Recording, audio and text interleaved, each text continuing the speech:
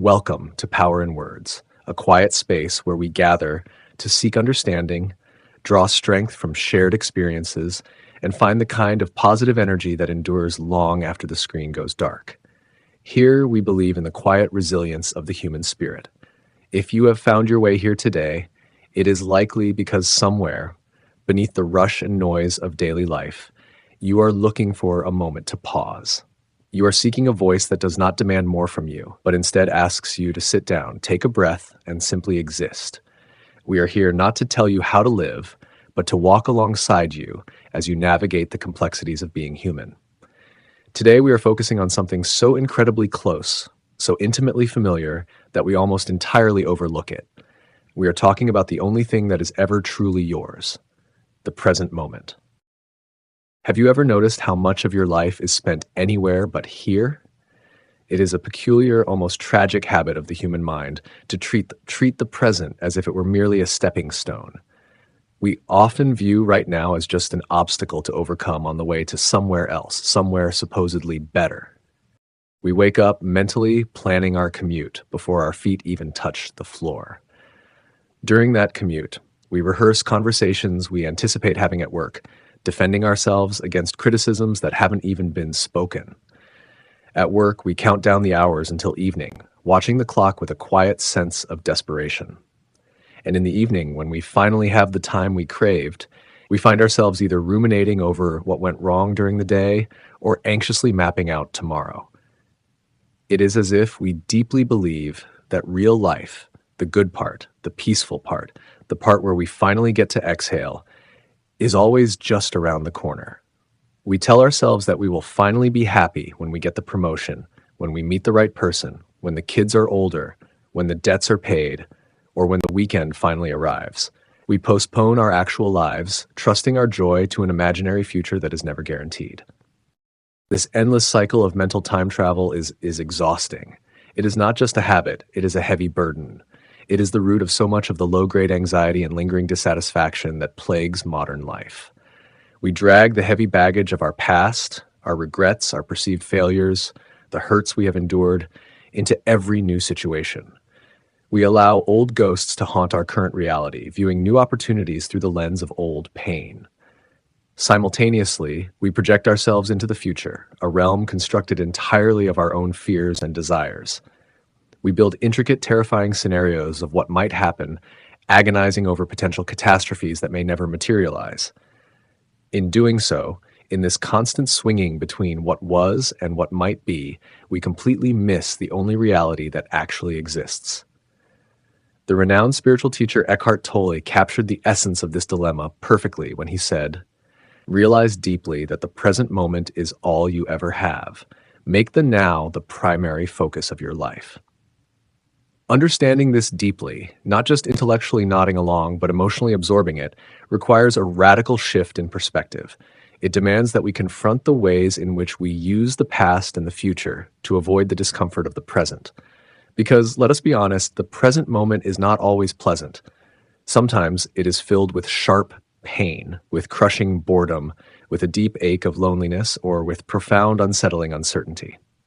It is often much easier to escape into a romanticized past where things seemed simpler, or a fantasized future where all our problems are solved, than to sit quietly with our own internal struggles. But this avoidance is a trap. When we refuse to experience the present, even when it is difficult, we cut ourselves off from the very source of our vitality and our capacity for growth. We numb the pain, but in doing so, we also numb the joy. Think about a time when you felt truly alive. Perhaps it was watching a spectacular sunset, the colors so vivid they seemed to pulse. Perhaps it was holding a newborn child, feeling the fragility of life in your hands.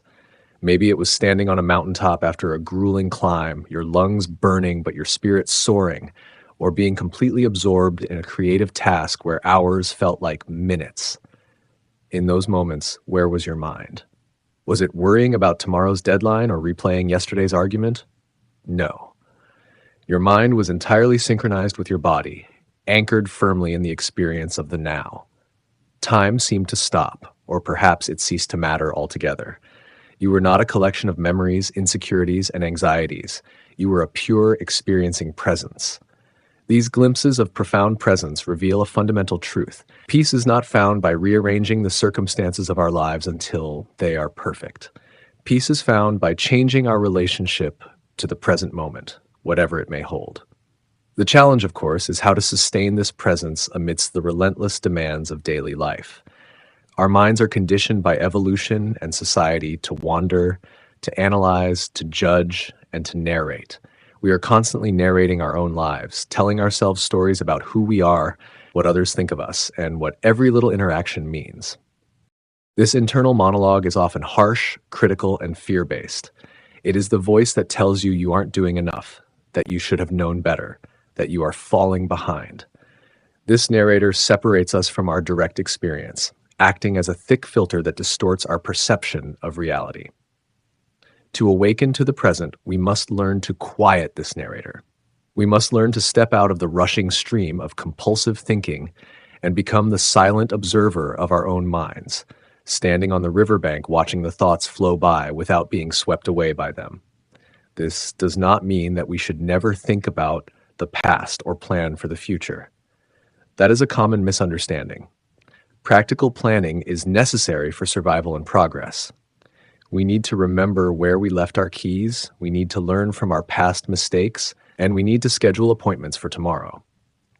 The problem arises when practical thought mutates into psychological time, when our sense of identity and our emotional well-being become deeply entangled in past regrets or future expectations. The key is to use time for practical purposes, to make the plan, to set the alarm, but to return our focus to the present the moment the practical task is complete.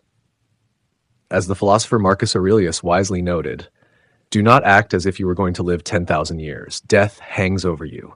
While you live, while it is in your power, be good." He understood that the only time we have the power to act, to be good, to make a difference, to heal, or to connect is right now. Consider the immense energy we waste fighting against what is. When we encounter a difficult situation, a traffic jam, an unexpected bill, a conflict with a loved one, our immediate reaction is almost always resistance. We complain, we resent, we wish desperately that things were different. This internal friction, this stubborn refusal to accept the reality of the present moment, generates immense psychological suffering. It is often the resistance to the pain, rather than the pain itself, that causes our deepest distress. True acceptance does not mean passive resignation. It does not mean giving up on trying to improve our circumstances or letting people walk all over us. It simply means acknowledging the reality of what is happening right now, without immediately adding a thick layer of judgment or complaint. It is recognizing that, at this exact moment, things are exactly as they are. From this place of clear-eyed acceptance, we can take effective, grounded action. Action born of clarity is powerful. But action born of resistance, of anger, panic, or denial is often reactive, destructive, and ultimately futile. It is like thrashing in quicksand. The more you fight it, the deeper you sink. Imagine how your interactions with others might profoundly change if you brought full presence to them. How often do we truly, deeply listen to someone? Usually, while the other person is speaking, we are busy formulating our response, secretly judging what they are saying, or simply waiting for our turn to talk. We are physically present, sharing the same space, but mentally we are miles away. This lack of presence creates a profound sense of disconnection in our relationships. It is a subtle form of invalidation. When we offer someone our undivided attention, when we truly hear them without the constant interference of our own mental noise, we give them a rare and precious gift. We validate their existence. We say silently, "You matter enough for me to be here with you." This deep, empathetic listening is the true foundation of genuine connection and compassion. It requires us to lay down our own narratives, our need to be right, our urge to fix things, and simply be with the other person in the shared, vulnerable space of the present moment. The journey toward presence is not a final destination to be reached, a badge to be earned, or a permanent state of bliss to be achieved. It is a continuous, often messy practice of returning. It is about recognizing over and over again, thousands of times a day, that we have drifted off into the past or the future, and gently, very gently, guiding our attention back to the breath, back to the feeling of our feet on the floor, back to the immediate sensory experience of the now. It is a practice of unlearning the habits of a lifetime, of peeling back the layers of conditioning that obscure our natural state of being. And above all, it is a practice that requires immense self-compassion. We will inevitably fail. Our minds will wander. We will get caught up in our anxieties.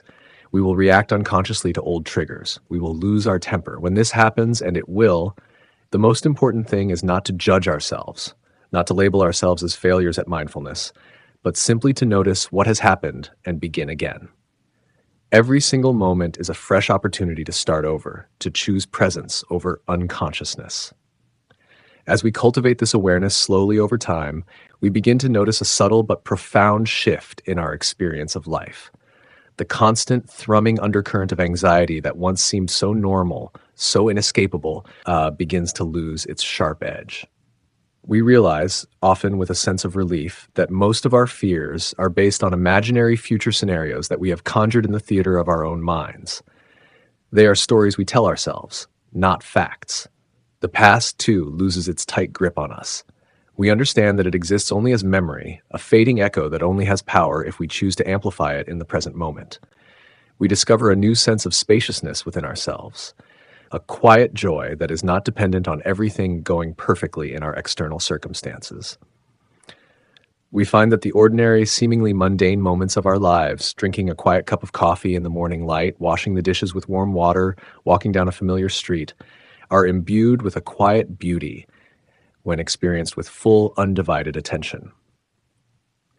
Through this practice, we also begin to recognize the illusion of the isolated self, the fragile ego that thrives on separation and comparison. The ego is obsessed with the past and the future. It is constantly seeking validation, constantly fearing annihilation, constantly trying to secure its position in the world. It compares itself to others endlessly, feeling either momentarily superior or agonizingly inferior, trapped in an exhausting game of self-aggrandizement and self-pity. But when we anchor ourselves deeply in the present, the rigid boundaries of the ego begin to soften. We sense a deeper connection to the web of life, a feeling of belonging that transcends our narrow individual identities. We realize that we are not entirely separate from the world around us, observing it from the outside, but an integral, flowing part of its unfolding process. We are the ocean, not just the wave. This realization brings with it a profound sense of responsibility. When we truly understand that the present moment is all we have, we recognize that how we live this moment is how we live our entire lives. Our lives are not made up of grand milestones. They are made up of millions of these small, ordinary moments strung together. Every thought we entertain, every word we speak, every action we take has an impact. We can choose to contribute to the suffering of the world through our own unconsciousness, our petty grievances, our resistance, and our reactivity. Or we can choose to bring presence, compassion, and clarity to every situation we encounter, no matter how difficult. The choice is always ours, and crucially, that choice is only ever made right now. Think of the tremendous courage it takes to truly inhabit your own life.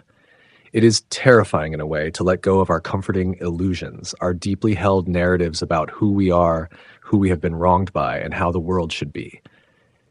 It is daunting to face the raw, unedited reality of the present, with all its uncertainty, its messiness, and its undeniable potential for pain. But it is only in facing this reality without turning away that we can ever hope to find true freedom. Freedom from the tyranny of an undisciplined mind. Freedom from the heavy shadows of the past. Freedom from the paralyzing anxiety of an unknown future. The author Ralph Waldo Emerson beautifully expressed the courage required to live authentically when he wrote, "To be yourself in a world that is constantly trying to make you something else is the greatest accomplishment. And to be yourself, truly, deeply yourself, you must first have the courage to be here now." So how do we begin this practice? We don't need a mountaintop retreat or years of silent meditation. We begin simply. We begin by noticing.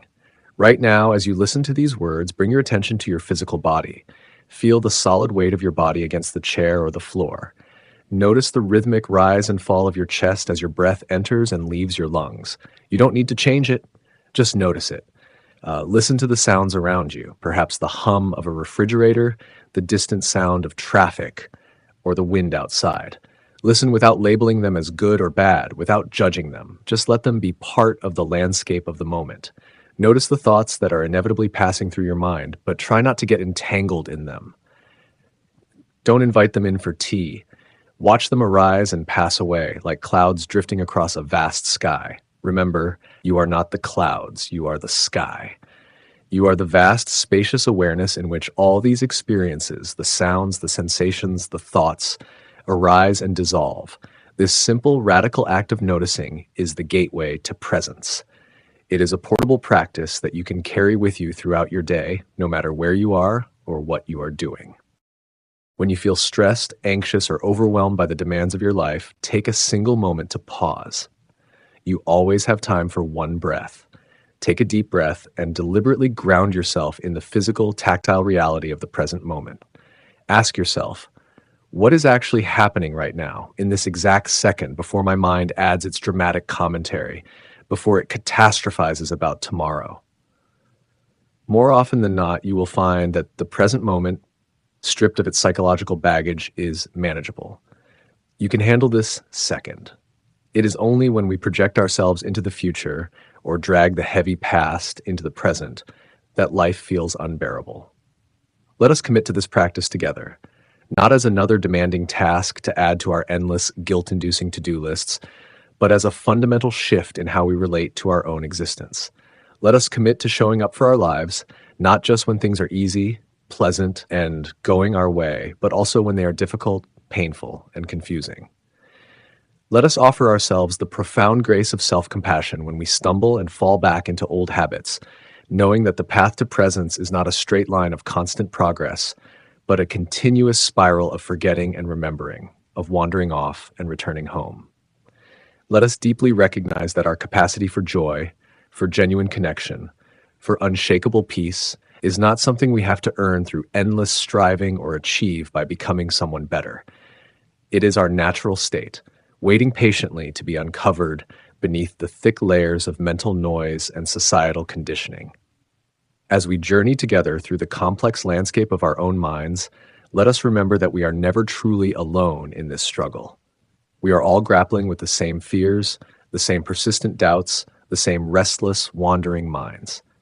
By choosing to cultivate presence in our own lives, we do more than just heal ourselves. We quietly contribute to the healing of the world around us. We become small beacons of calm in an increasingly chaotic and reactive world. We offer the rare and beautiful gift of our undivided attention to our families, our friends, and even strangers. By finding peace within, we create a subtle ripple effect of clarity and compassion that extends far beyond the boundaries of our individual lives. The power to change your life does not reside in some distant imagined future. It does not wait for you to finally become a better version of yourself, to solve all your current problems, or to finally achieve your long-held goals. The power to change your life, to find peace, to experience true freedom is here, right now, in this very moment. It is the power to choose awareness over unconsciousness. It is the power to choose acceptance over resistance. It is the power to choose presence over distraction. It is the realization, felt deep in your bones, that this moment, exactly as it is, with all its imperfections, is enough. And more importantly, you, exactly as you are right now, are enough. Breathe in the solid reality of this exact second. Exhale the exhausting illusion of everything else, for right now is the only ground you will ever truly stand upon. If this journey toward quiet strength and present awareness resonates with you, I invite you to like this video, share it with someone who might need a gentle reminder to pause today, and subscribe to Power in Words so we can continue walking this path of understanding and growth together.